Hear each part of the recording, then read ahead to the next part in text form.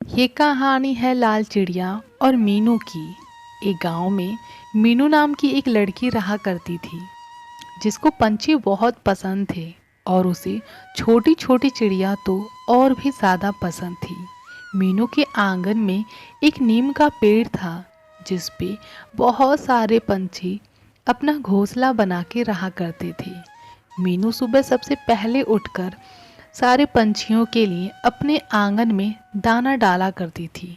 सारे पंछी पेड़ से नीचे उतरकर दाना पेट भर खाते और नीले आसमान में घूमने के लिए उड़ जाते थे।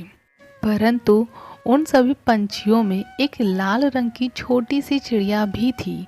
वह लाल चिड़िया पेट भर खाने के बाद मीनू को धन्यवाद करती, फिर वह भी नीले आसमान में घूमने के लिए फिर से उड़ जाती।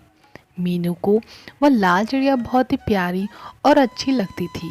कभी कभी मीनू तो लाल चिड़िया को अपने हाथों में लेकर अपने मन की सारी बातें कहती थी। अब मीनू और लाल चिड़िया एक दूसरे की बहुत ही अच्छी सहेलियां बन गई थी। अब मीनू रोजाना सुबह उठते ही सारे पंछियों के लिए आंगन में दाना डाल देती और लाल चिड़िया को अपने हाथों पे बिठाकर प्यार से दाना खिलाती और दाना खिलाकर अपने स्कूल चली जाती थी।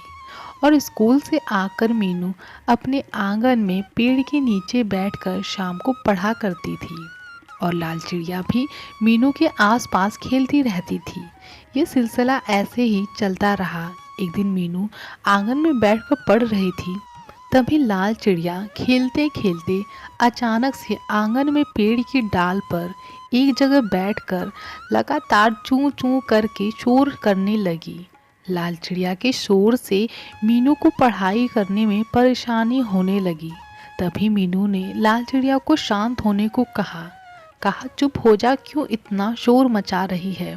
परंतु लाल चिड़िया शांत नहीं हुई और मीनू लाल चिड़िया से गुस्सा होकर अंदर चली गई। जैसे ही मीनू आंगन से अपने घर के अंदर गई, लाल चिड़िया बिल्कुल भी शांत हो गई। दूसरे दिन मीनू जैसे ही सुबह सुबह पंछियों के लिए दाना डालने आंगन में आई, लाल चिड़िया फिर से चूं चूं करके शोर मचाने लगी। जिससे परेशान होकर मीनू ने आज लाल चिड़िया को दाना भी नहीं खिलाया और लाल चिड़िया से गुस्सा होकर अपने स्कूल चली गई। लाल चिड़िया भूखी प्यासी बस पेड़ की डाली पर एक जगह बैठी रही और वह कहीं घूमने भी नहीं गई। यह सब देखकर मीनू बहुत ही दुखी रहने लगी। उसे कुछ समझ नहीं आ रहा था। वह बस यही सोचती रहती थी कि आखिर मेरी प्यारी चिड़िया को क्या हो गया है। अब ऐसे ही 2 से 3 दिन हो गए और लाल चिड़िया के स्वभाव में बिल्कुल भी बदलाव नहीं हो रहा था, बल्कि दिन पे दिन लाल चिड़िया का शोर बढ़ता ही जा रहा था।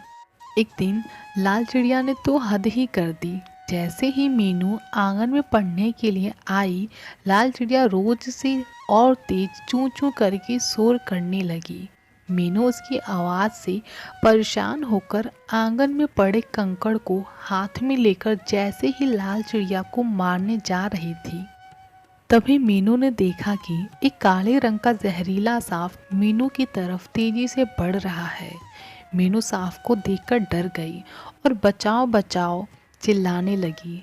तभी लाल चिड़िया सांप के बिल्कुल सामने आकर बैठ गई और तेजी से आता हुआ सांप लाल चिड़िया को निगल गया। यह सब देखकर मीनू और भी डर गई और रोते हुए अपनी माँ के पास गई और सारी बात अपनी माँ को बताई।